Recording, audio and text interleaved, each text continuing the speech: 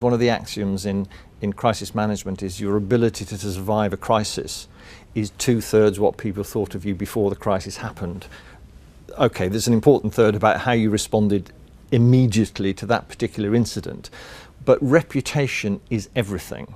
And you're absolutely right. One of the characteristics of social media is it's never been easier to get a broad audience for your opinions, however well informed or otherwise. Those opinions, however, must always be seen in the context of the real narrative, the real thing that a company wants to be famous for.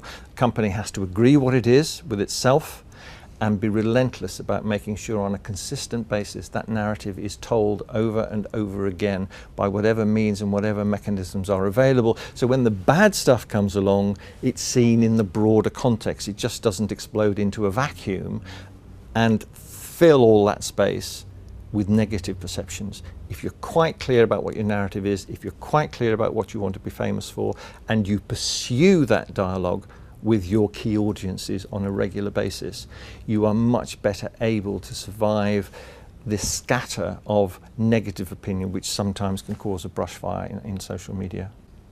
There are two disciplines which need absolute numbers. One is marketing and the other is communications. There are others, but primarily in those two areas, there's an awful lot of subjectivity.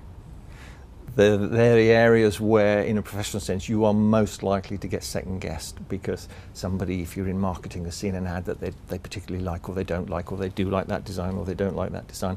It's the same in communications. And if you're going to make any progress in improving communications, you need a degree of objectivity. Something that takes the subjectivity out of the debate, and research does that in a way that's very difficult to argue with. The numbers on their own can be very, very powerful, but if you've got a proper analysis of the numbers, if you understand, for example, what a company's communications objectives are to start with, you can take the raw numbers, compare and contrast, and then offer them advice about whether they're meeting the objectives that they've set. If they are, how can they reinforce that? If they're not, what kind of changes in direction, subtle or otherwise, might be necessary to get the desired result?